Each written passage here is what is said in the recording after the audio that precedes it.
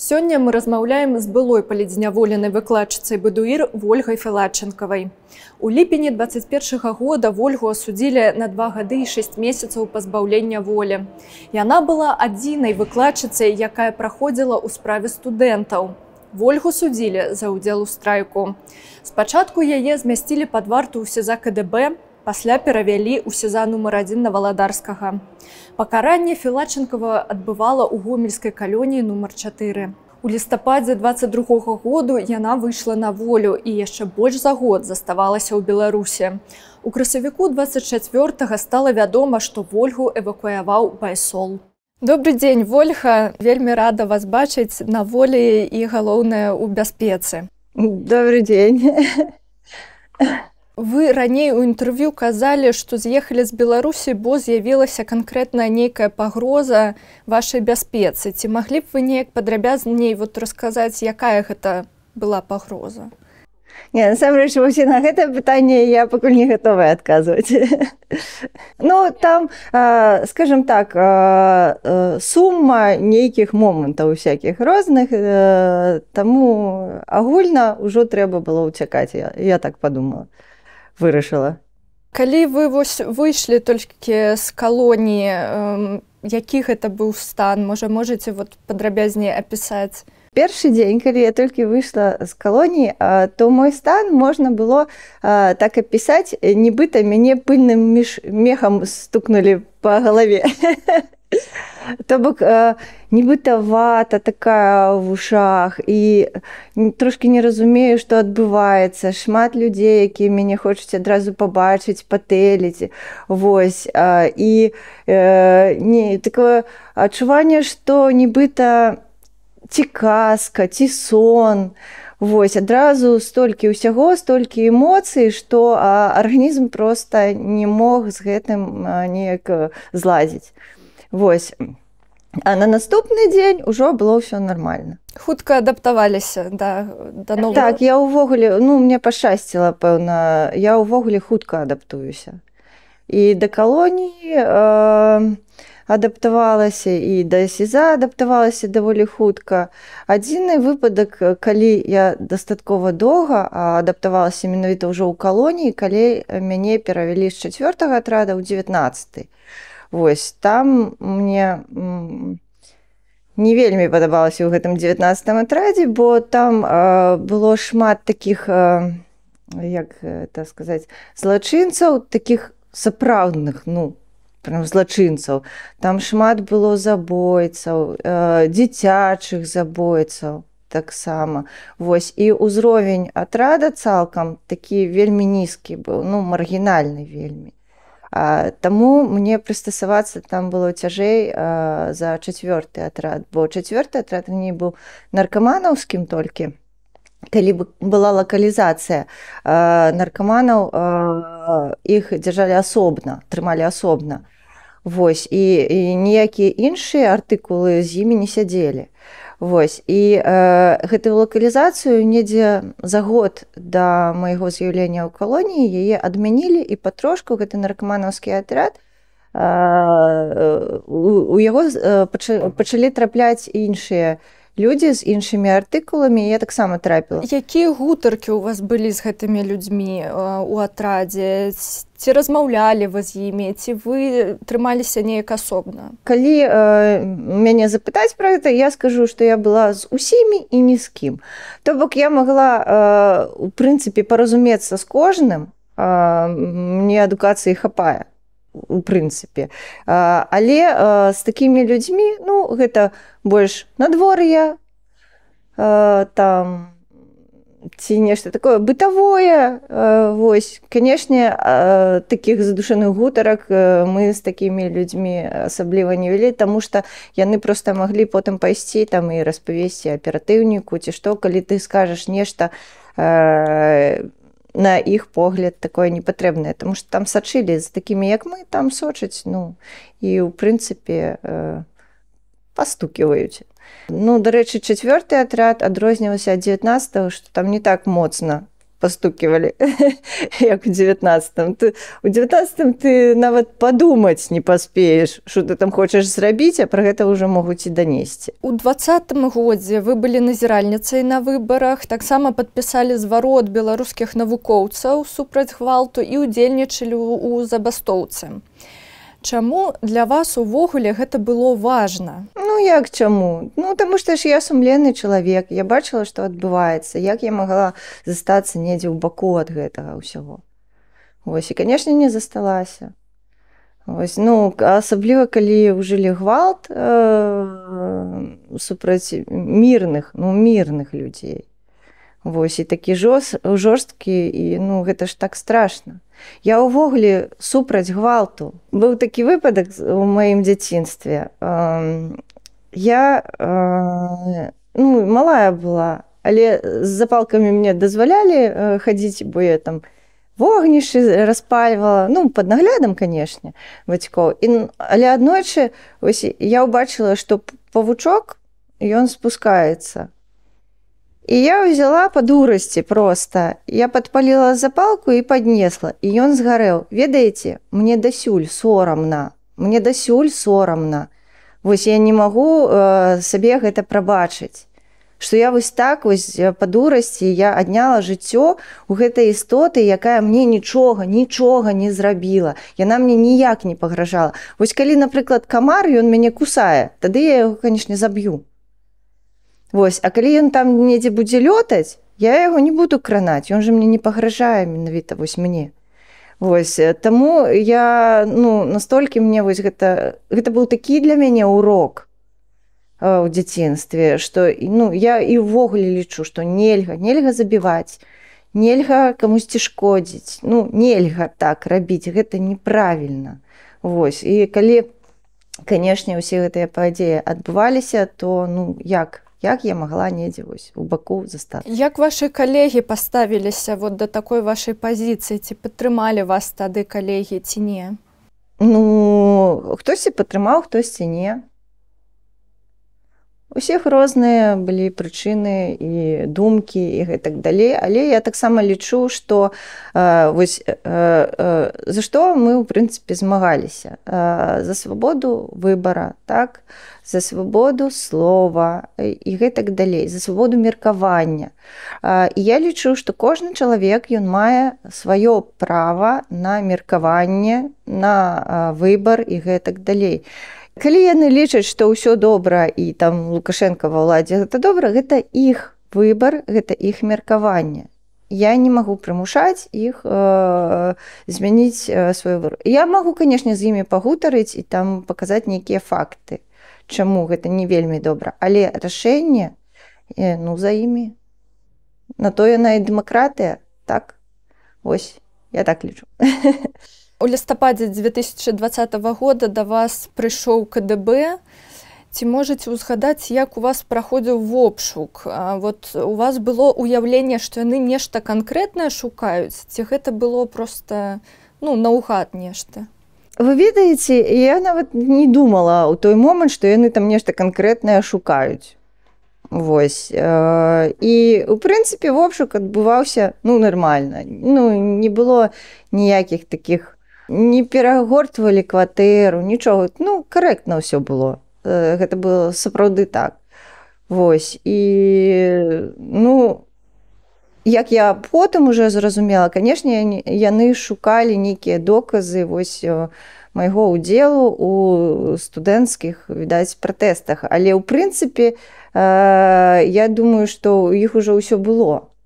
То бок яны проста, ну, забралі тэхніку, і чамусьці гэтую папку назіральніка маю забралі, потым яе аддалі, потым зноў забралі, ну, карацей.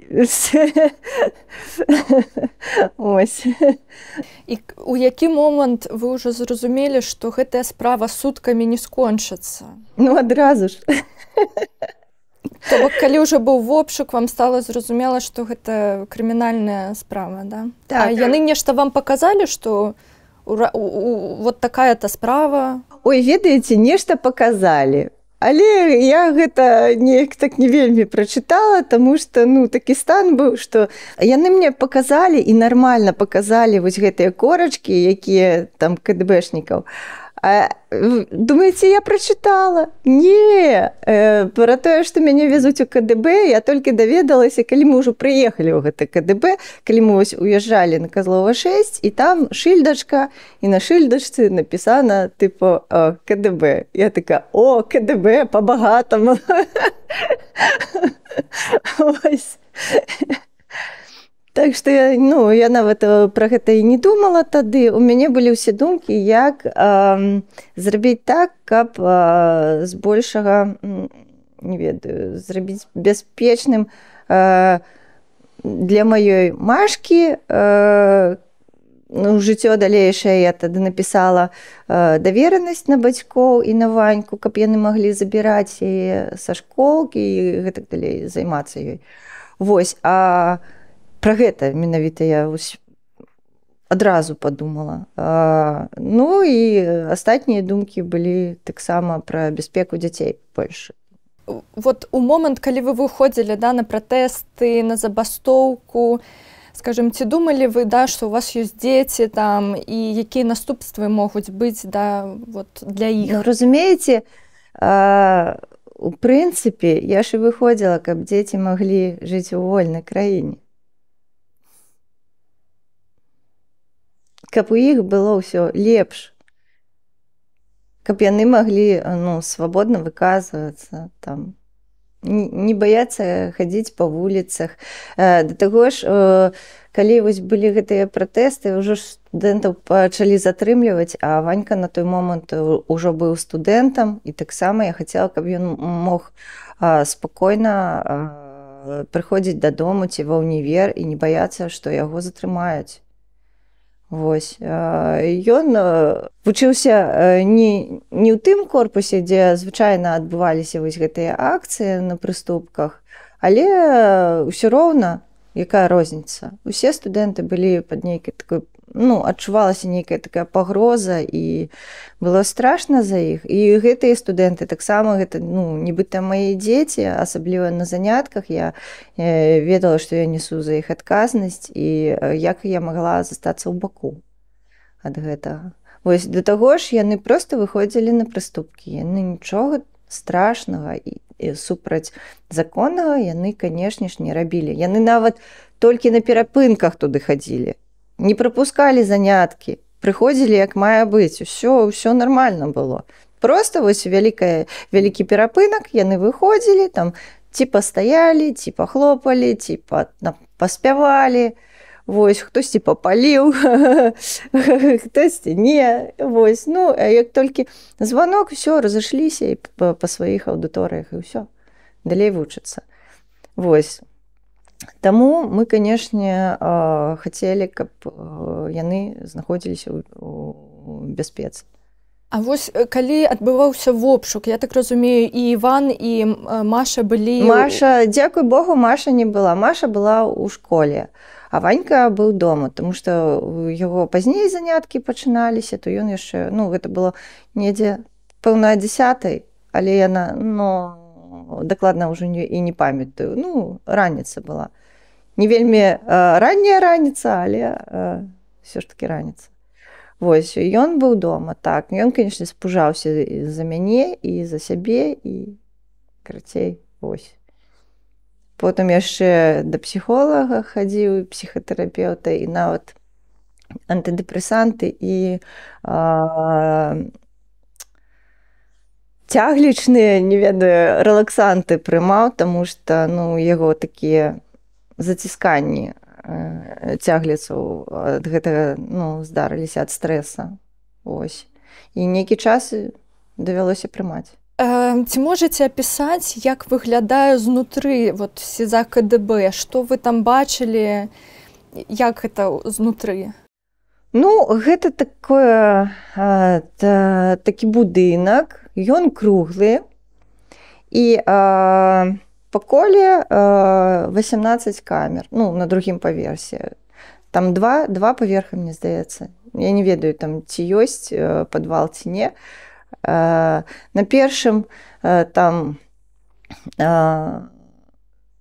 лекар, кабінеты, там нешта такое, карацей, ну такі. Вось. А на другім паверсе ўжо камеры. Там 18 камер усяго. Вось. Выглядае, вось, шчыра кажучы, як павінен выглядаць будынак СІЗА КДБ. Мяне ён не здзівіў.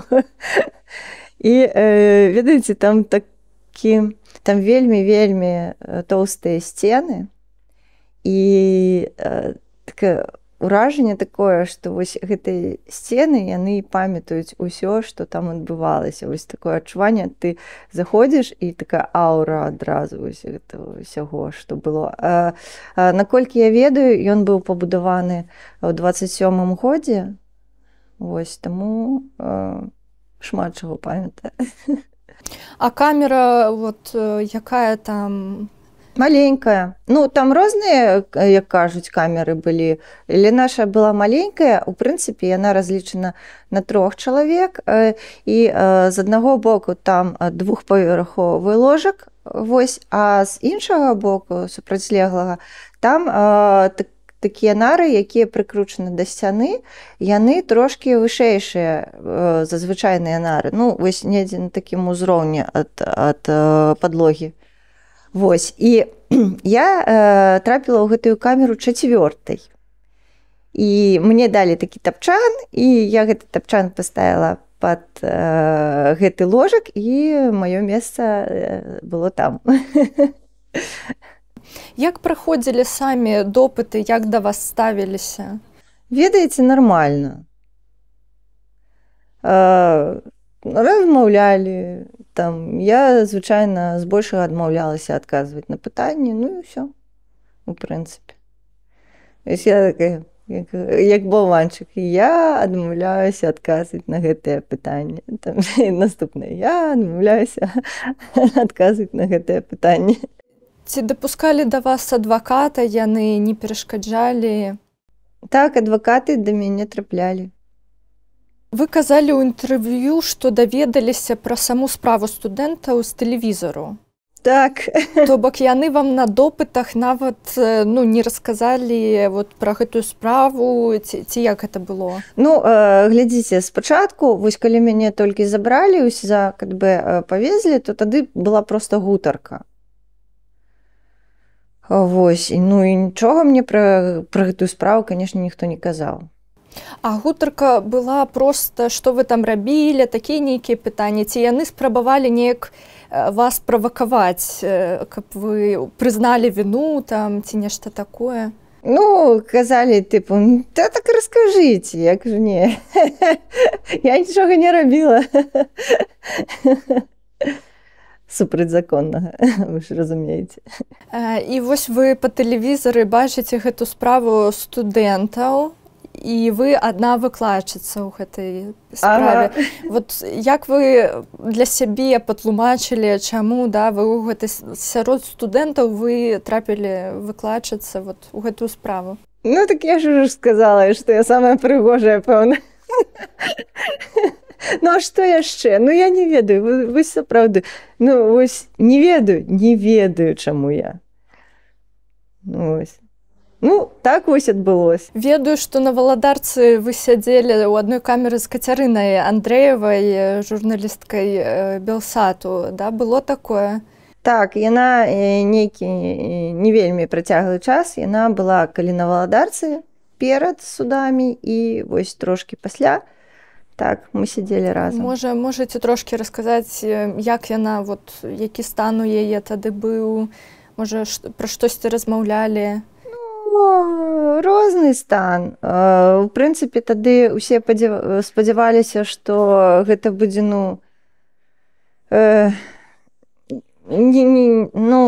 гэта не будзе пазбаўлення волі. І ведаеце, калі у ёй адбыўся прысуд, так, то гэты прысуд быў усім нам. Тады стала зразумела, што дадуць усім тэрмін, і гэта будзе калонія. А нават не там хімія якая-небудзь. Вось. Гэта, ну, сапраўды. І, канешне, тады гэта быў цяжкі час, калі ў яе прайшлі суды і для яе, і для нас. Вось. Але, ну, стараліся неяк падтрымліваць адно аднаго і, ну, не раскісаць. З кім яшчэ вы сядзелі? Можаце расказаць? Ну, магу, з Алай Шарко, напрыклад, я сядзела. Вось, цяпер мы сябруем на ўсё жыццё, канешне ж.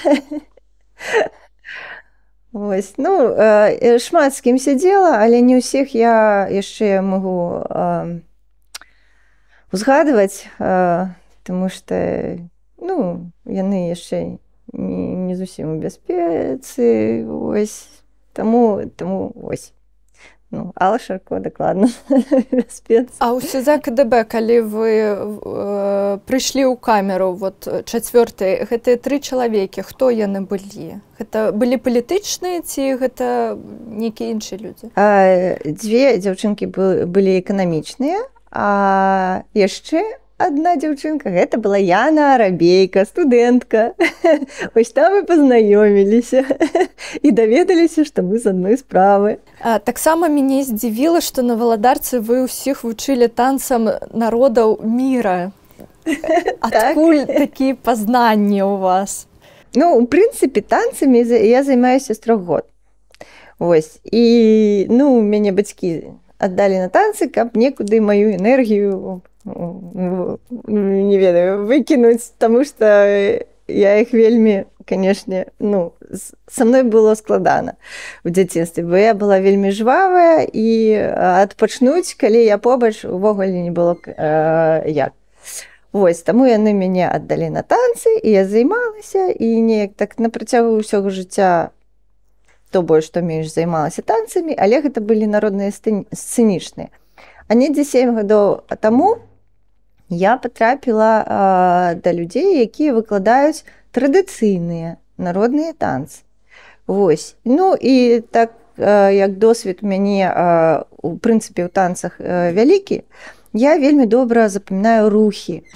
І, ну, і мелодыі, рухі. І таму вось колькі мы танцаў там панавывучылі, я шмат чаго ўспомніла ў СІЗА, і мы там танчылі. Вось. У калоні вы малявалі, да, партрэты сваіх блізкіх, успаміналі, да, як яны выглядаюць, і малявалі... Не, я не ўзгадвала, як яны выглядаюць. Ну, па-першае, я пачала маляваць у СІЗА. Мне вельмі хацелася неяк здзівіць маю дачушку і нешта ей падарыць на дзень нараджэння. Дарэчы, з днём нараджэння раскажу цікавую гісторыю. Вось, ну, трошкі пазней. Я падумала, ну, што я магу зрабіць? А ў мяне была яе фотачка. І я вырашыла, ну, паспрабаваць. Ну, а што? Чаму я не магу паспрабаваць? І ведаеце, у мяне атрымалася. Я ўвогуле не ўмею маляваць. Вообще. Просто. Зусім. Ну, домик і кветачка, гэта вось столь мой быў заўсёды. А тут, я думаю, ну, і яно атрымалася. І я, божачкі, я там па камеры насілася як звар'яцелая. Да таго ж Алла, яна ўмее маляваць, і яна мне нешта там падказала трошачкі. Ну, я малявала алоўкам проста, звычайным. І я гляджу, ну, Машка, ну, атрымалася. І я ёй даслала, і яна такая радасная была, што я партрэцік даслала. Вось. І яны, канешне, ўсе здзівіліся. А потым, як пайшло, то я недзе 47 партрэтаў намалявала за ўвесь гэты час. Вось. Так аказалася, што гэта не вельмі складана.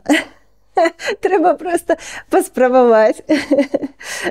А ведаеце, калі нешта робіш і ў цябе атрымліваецца, па-першае, гэта такі зарад пазітыву адразу. Па-другое, калі ты гэтага не рабіў і думаў, што ты гэта не можаш рабіць, а ты гэта раптам бац і можаш рабіць, ты такой, о, level up, ура, я гэта нешта магу. Таксама задавальненне і таксама вось уздым. Вось. І мне здаецца, што нейкія такія прыступачкі я пераадольвала у СІЗА і, як я казала, скокнуць вышэй за галаву, вось мне некаторыя штукі такія удалося зрабіць. Вось. А наконт дня нараджэння Машкі. Такая таксама цікавая гісторыя. Вось у нас было апошняе слово 12 ліпеня, а ў маёй Машкі дзень нараджэння 15 ліпеня. І я так думаю, о, клас, я змагу павіншаваць Машку ў апошнім слове. І я адмыслова попросила, запишите на диктофон і, калі ласка, потым дайце ёй паслухаць, як я яе віншую. Вось. І записали на диктофон і далі Машцы паслухаць, і яна таксама вось, ну, ей было вельмі прыемна, гэта па-першае. А па-другое, мы стаім 12 гэтага ліпеня і чакаем, калі суддзя абвесціць, калі будзе вынесены прысуд. І я такая, толькі не 15-го, толькі не 15-го. І яна кажа, 16 ліпеня. І я такая, ура, божачкі, ну толькі не на дзень нараджэння, дачкі, прикиньте, было б на дзень нараджэння, это ж капец.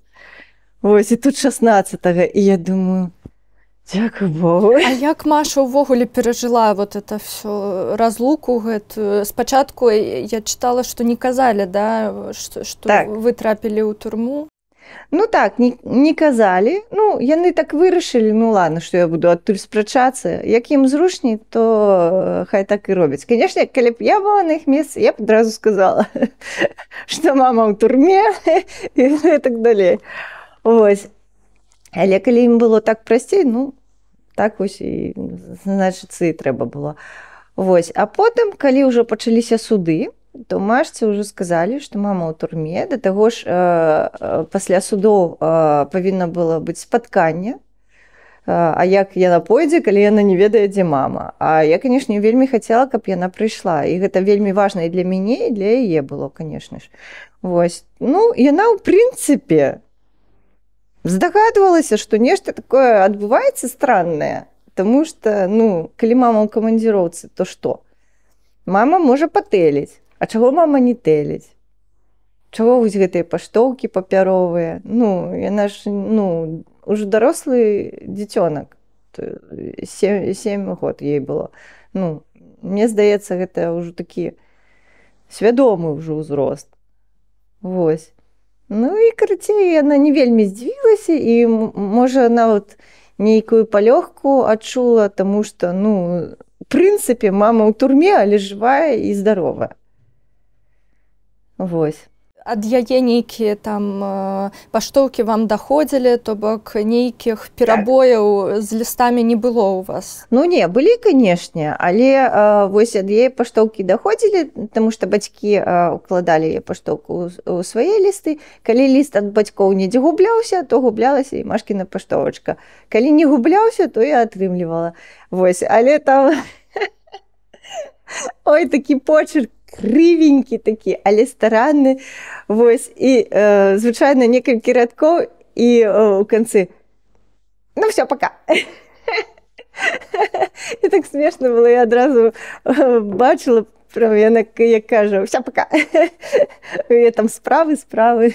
Я чытала, што вашу дачку Машу ваша сястра Марыя забрала ва ўкраіну ў нейкі момант жыць, да?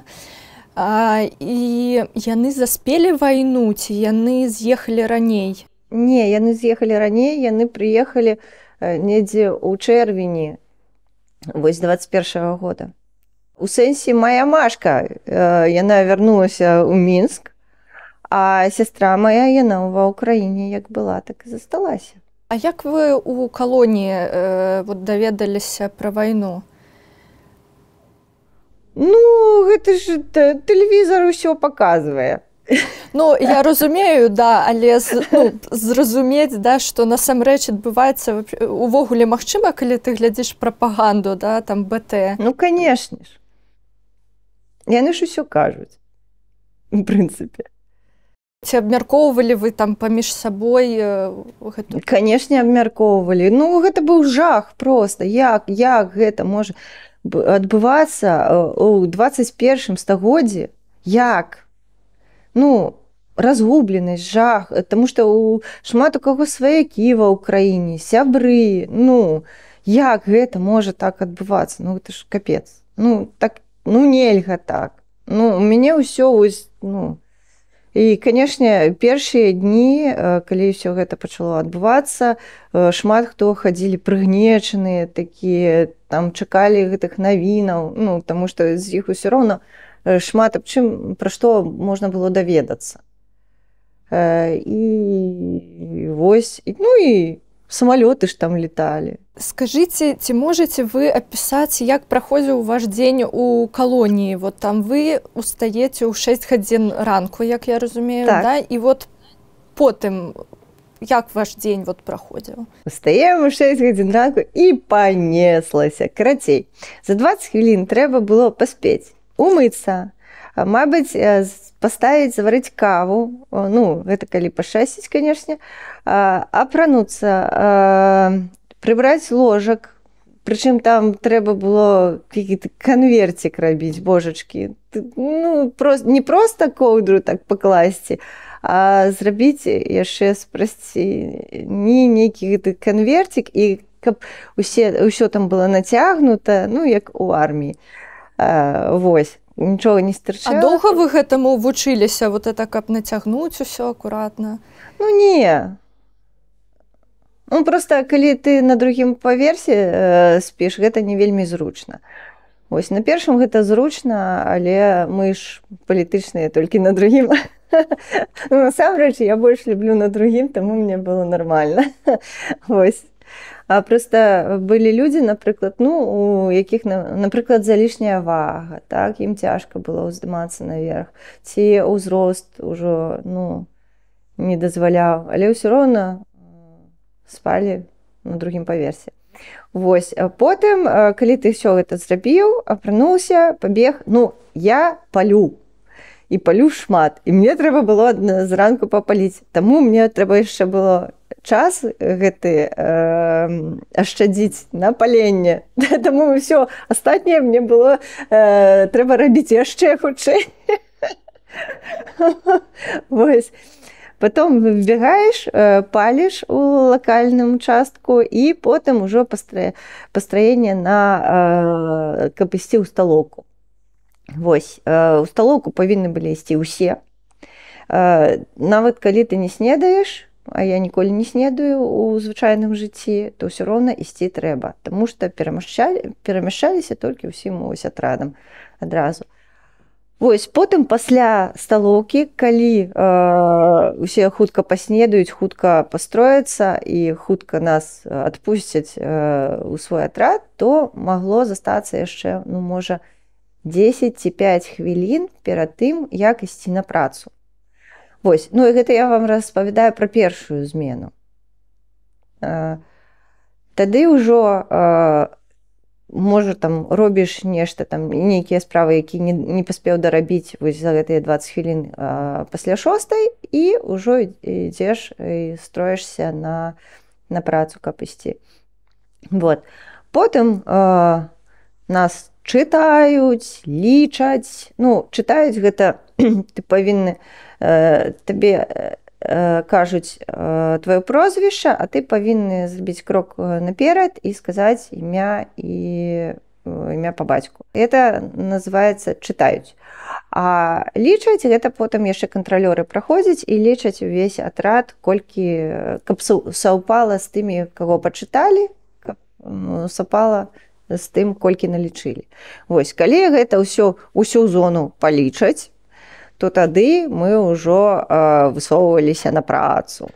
Гэта, канешне, самая доўгая дарога на працу за маё жыццё была, таму што там ісці метраў 300. Вось, а гэта ўсё з пастраення, яно займала, ну, хвілін 40. Неяк так. То бок 300 метраў за 40 хвілін. Нават у Москве я ў такіх заторах не стаяла. Дзе 300 метраў за 40 хвілін. Потым прыходзіш на працу, перад працай можна яшчэ раз папаліць там у дворыку, ён агульны, і таму мы там маглі сустракацца з дзяўчынамі з іншых атрадаў. Ну, потом уже ідзеш і працуеш. Потым абед, таксама вось гэта пастраенне, потым сталоўку, потым пастраенне са сталоўкі, потым чакаеш перад варотамі, пакуль іх адкрыюць. Вось. Таксама вельмі шмат часу гэта ўсё займае. Прыходзіш на працу, зноў працуеш, потым зноў пастраенне, чакаеш, пакуль там адкрыюць вароты, запускаюць па аднаму атраду, і часам бывае, што просто атрады прапускаюць, часам бывае, што тыпу на шмон, ці там праз рамку прапускаюць, каб нешта не праносілі, ці што. Вось, ну так, па-рознаму бывала. Вось, канешне, калі там праз шмон ці праз гэту рамку, то шлях з працы таксама больш часу займае. Ты прыходзіш у атрад, у цябе застаецца менш за гадзіну, і трэба таксама хуценька нейкія там, можа што прыгатаваць, і потым пастраенне зноў 16.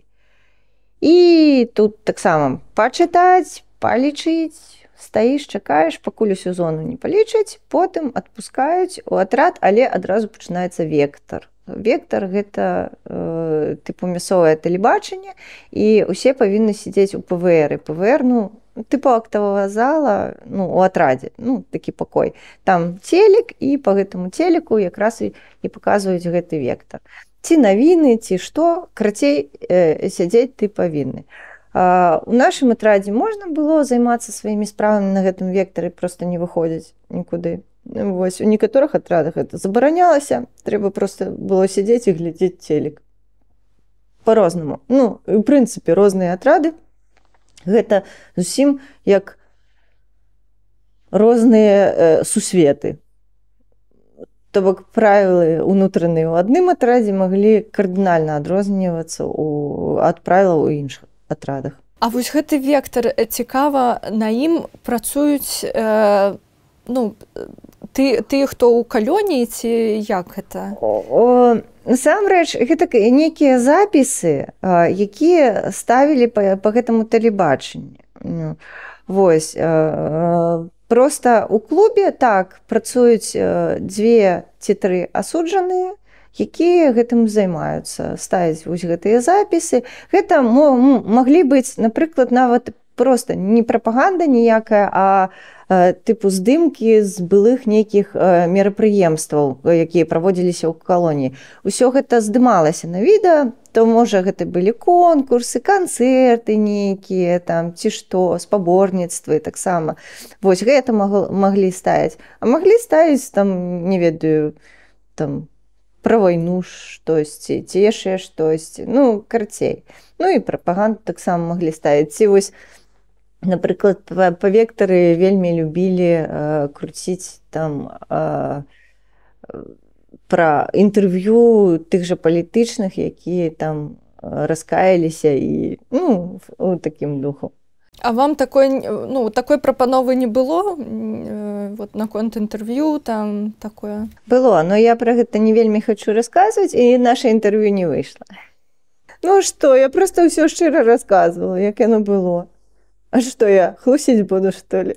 Так, да, вот у 16:00 вы паглядзелі гэты вектар, і што далей? 16:30 ён пачынаўся, то бок, ну, вось гэтая праверка спачатку з 16 до 16:20. Потым вектар в 16:30, недзе гадзіну. Потым вольны час, ну, паміж вектарамі, потым зноў вектар. Вось, потым вячэра, калі пахарчаваліся, то тады там тыпу вольны час. Ну, вольны час, так, умоўна ўсё. То бок, вольнага часу, як такога, у цябе не надта шмат там, часам увогуле няма яго, таму што яшчэ ёсць розныя працы. Дзяжурствы, чыстка бульбы, чыстка агродніны іншай, морква і цыбуля. Там тэрыторыю прыбіраць было трэба. Калі дождь ці снег, гэта ўвогуле маглі ўсім атрадам вось гэты снег грэбсці, грэбсці, грэбсці, грэбсці. Нават, ну, проста прыходзіш у атрад ужо перад адбоем, ты нічога не паспяваеш і гэтак далей. Яшчэ всякія рэжымныя мерапрыемствы, тыпу, ну, званкі, відэазванкі, лазня, ну, гэта душ раз на тыдзень. Яшчэ маглі быць, ну, у клуб таксама на нейкія лекцыі ці што. То бок цябе маглі, ну, у любы момант цябе маглі дзёрнуць і ты павінен некуды ісці. Адмаўляцца нельга. Ну, у прынцыпе, можна неяк прапятляць, што я з задавальненнем і рабіла, канешне. Я старалася прапятляць паміж усякімі гэтымі штукамі. Вось, а бывалі лекцыі ў клубе, дарэчы, такія нармальныя, карысныя. Вось калі былі карысныя лекцыі, я записывалася і было цікава паслухаць некаторыя сапраўды. А карысныя лекцыі гэта што, напрыклад? Ну, можа, помніце нешта? Напрыклад, магло пра якуюсь культуру быць, ці яшчэ штосьці такое. Вось такія карысныя, сапраўды, цікавыя карысныя лекцыі былі. Ці бывала, што ну, там начальнікі атрадаў таксама праводзяць нейкую лекцыю, там размова на такую-то тэму. Калі табе гэтая тэма цікавая, то ты можаш пайсці. Ну, у прынцыпе, ўсё роўна там зганяюць, таму што большасці ўвогуле не цікава нічога. Там, ну, шмат каму не цікава нічога. Але калі вось я бачыла ў раскладзе нешта такое цікавае, мне было не забаронена хадзіць у клуб, таму што шмат каму было забаронена, ну, з палітычных, мне было не забаронена. І тады я карысталася гэтай магчымасцю і хадзіла, таму што гэта, ну, ўсё ж такі ты неяк абстрагіруешся тады ад усяго гэтага, таго, што асяроддзя, карацей. Вось. Ну, ці ўдзельнічала ва ўсякіх там мерапрыемствах, ну, калі мне гэта падабалася, канешне. Вось, тыпу выступы, там, дзе патанчыць трэба было, ці штосьці такое, з задавальненнем, конкурсы паміж атрадамі таксама. Гэта я ўдзельнічала. Хаця некаторыя там тыя ж палітычныя казалі, што гэта пляскі на касцях. Насамрэч, я лічу, калі я магу нейкае святло прынесці ось тым людзям, якія будуць на гэта глядзець, то я павінна гэта рабіць. Бо мы на Новы год, вось 2021-2022, таксама быў конкурс, і мы зрабілі сапраўдныя каляды. Ну, традыцыйныя, нармальныя, са спевамі традыцыйнымі, з казой гэтай, там, і ўсё такое. Вось, і вы ведаеце, гэта нават на ўсякіх там 174-х, ну, гэта вось тыя, хто ну, як это, аліменшчыцы, так, п'яніцы, аліменшчыцы. Вось, гэта ўсё роўна зрабіла ўражанне на іх, і яны такія потым падыходзілі: ой, як класна, гэта ж як у маёй бабулі ў вёскі. Вось, і такія, ну, значыць, кагосьці гэта закранула. А калі хоць аднаго чалавека гэта закранула, а калі ён гэта пабачыць, можа, ён ніколі ў жыцці такога не пабачыць. Таму што, ну, гэта, ну, культура, скажем так, на вялікі жаль, зараз ужо не для ўсіх. І не шмат дзе гэта ўбачыш. А вось яны пачулі гэты сапраўдныя спевы, там, го-го-го, каза, там, і гэтак далей. І калі нешта светлае, зерне светлае ў іх недзе там, вось яно, можа, калісьці яно прарасце. Ну, раптам. Дык чаму такое не рабіць? Якія ж гэта пляскі на касцях? Гэта асветніцтва называецца. Я так лічу. Калі мы вось гэта рабілі, акрамя мяне палітычныя, астатнія дзяўчаты былі не палітычныя. І яны так добра ўсё падхапілі, заспявалі, ну, вывучылі песні, і там, і каза у нас была цудоўная, і крацей, супер. Ну, атрымалася сапраўды класна. Ну, я не хвалюся, а сапраўды вось класна. І гэта таксама і для іх было так, ну, такой уздым. А увогуле вольны час, вот нейкі дзень, калі ў вас быў час на сябе, ён быў? У прынцыпе, у нас быў выходны нядзеля. Але ў гэтую нядзелю у цябе таксама маглі быць там эти чысткі бульбы, там клубы прымусовыя, ну, шмат чаго магло быць, там тэрыторыі, дзяжурствы. Вось, калі ў цябе нічога не было, то, в прынцыпе, можна было знайсці часу на сябе. Ну, ў нядзелю было прасцей, канешне ж, знайсці час на сябе, і, у прынцыпе, на нядзелю усе справы такія глобальныя, яны адкладаліся. Ну, тыпу, мы ж, нашыя рэчы, яны захоўваліся ў коробках. Вось, у паштовых гэтых скрынях, таких яны бываюць вялікія, а бываюць трошкі паменей, і ва ўсіх вось гэтых коробках захоўваліся нашы рэчы, і каб прыбрацца ў коробках, звычайна мы абіралі гэты дзень нядзелю, каб можна было спакойна іх вывалач з капцёркі, там парыцца нармальна, ўсё раскласці. Вось, і яшчэ нейкія такія справы, ну, звычайна, што ты проста вось цягам тыдня не паспяваеш, гэта рабілася ўсё ў нядзелю, звычайна. Ну, яшчэ в нядзелю можна было спакойна там нешта прыгатаваць сабе, там кавы спакойна папіць, там нікуды не бегчы. Ну, так, можна было. Калі пашчасціць. Вось вы выходзіце 30 лістапада 22 года і яшчэ больш чым год застаецеся ў Беларусі. Чаму? Чаму, да. Асабістыя справы. У прынцыпе, я пра тое, што прыйдзецца, пэўна, з'язджаць, я думала яшчэ ў калоніі.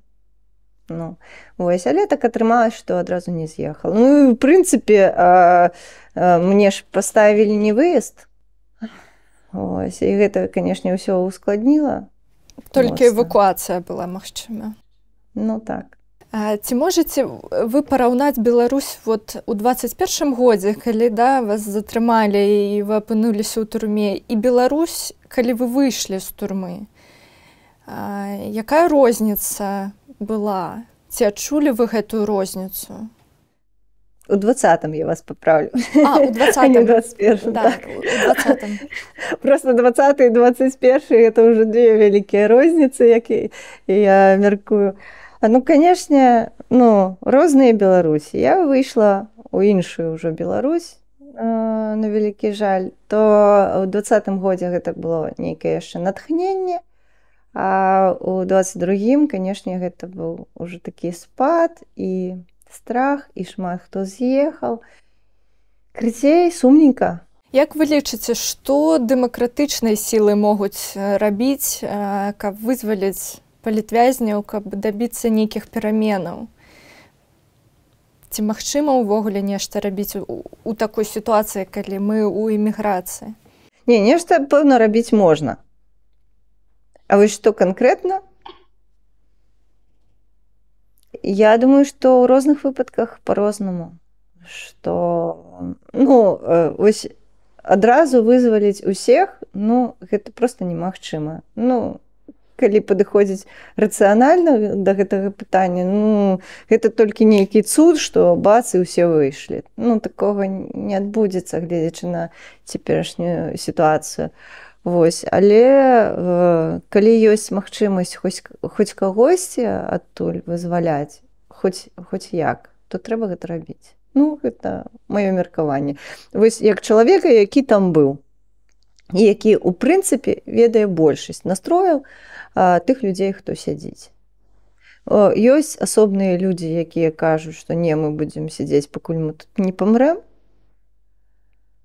Вось, але іх меншасць, і, канешне, усе хочуць дамоў. Все. Вось. І, ну, калі станавіцца ў позу ці ўсіх, ці нікога, то гэта, я лічу, не зусім правільная пазіцыя. Калі можна недзе дамовіцца неяк, там, куларна ці не куларна, то трэба дамаўляцца. Хоць пра кагосьці. Ось так я лічу. Ось, і я кожны раз вельмі радуюся, калі, ну, хоць хтосьці адтуль выходзіць. Ну, раней. Хоць можа там на тыдзень, хоць на колькі, хоць трошкі раней, таму што там і адзін дзень гэта ўжо во. Вось. Хаця здаецца, ну што там адзін дзень? Ну, а не. Калі кажуць, што вось людзі па справе студэнтаў сядзелі 2 гады, ну, насамрэч, я лічу, што трэба яшчэ дадаваць, што 18 дзён, таму што мы сядзелі 2 года 18 дзён. І кожны дзень ён лічыцца. І кожны дзень гэта дзень, які ў нас забралі. Вось. Гэта, ну, істотна, я лічу. У вас няма такога, не ведаю, шкадавання, што ли, што вы 2,5 гады свайго жыцця правялі за кратамі. Як вы да гэтага ставіцеся? Як да досведу ці як? Ну, глядзіце, канешне, у мяне ёсць шкадаванне, што я не бачыла, як расце мая дачка. Ну, ўсё ж такі ва ўзросце, калі чалавеку 7 гадоў, то яна вельмі хутка мяняецца. І я гэта ўсяго не бачыла. Гэта, канешне, шкада. І я не магла абняць сваіх родных, сваіх сяброў. Гэта таксама шкада. Але ось зараз, калі ўжо знаходжуся ў бяспецы, то тады я магу ўжо сказаць, што сапраўды гэта быў досвед. І досвед быў, ну, такі, які я не атрымала нідзе больш, разумееце. І некаторыя штуковіны, вось, як я казала, пра маляванне, пра тое, што, ну, больш, ну, мне дазволіў гэты досвед больш даведацца пра сябе, пра свае магчымасці, там, і гэтак далей. Так, з гэтага пункту гледжання можна разглядаць як досвед. Яшчэ, што можна сказаць? Ну, што я гэта вытрымала, канешне, гэта добра, і асабліва без усякіх там пашкоджанняў для арганізму. Ну, збольшага, канешне. То есть ёсць некаторыя пашкоджанні, але, ну, у прынцыпе, мне пашчасціла. Ну, і яшчэ самае галоўнае, самае найгалоўнейшае, што я пазнаёмілася з афігеннымі людзьмі. Просто з цудоўнейшымі, найцудоўнейшымі. І шмат хто з іх, это мае сябры цяпер.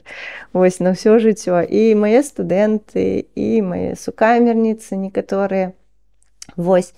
І яшчэ я адчула такую падтрымку ўсіх неабыякавых людзей. Гэта, ну, гэта настолькі каштоўна. Ну, это самае галоўнае. Ну, я ўвесь час кажу, што самае галоўнае ў нашым жыцці – гэта людзі. І насамрэч я такая шчаслівая, мне так пашчасціла, ну, мне трапляюцца добрыя людзі вось на маім шляху. Яны трапляюцца і трапляюцца. Я ўсіх люблю, і калі я ўжо ну, бачу, што гэта мой чалавек, я ўжо прычапляюся да яго і ўжо ніколі не адпускаю. Я падтрымліваю зносіны, і некалі я думала, ну, можа, там гадоў 10 таму, там, ці што, вось у мяне столькі сяброў, і я аднойчы падумала, а калі мяне не хопіць на іх усіх, што я буду рабіць? А потым неяк час прайшоў, і я падумала, а хопіць мяне, хопіць. Я ўсё роўна буду падтрымліваць зносіны з усімі маімі сябрамі, знаёмымі, людзі гэта галоўнае. Вось. І дзякую всем людзям, які мне і дапамагаюць, і знаходзяцца побач са мной ці фізічна, ці маральна. Усім вялікі-вялікі дзякуй. Просто вось. Во! Дзякуй вам вялікі за такую шчырую гутарку. І вам вялікі дзякуй, што запрасілі. Мне прыемна было з вамі пазнаёміцца. Вы таксама класныя.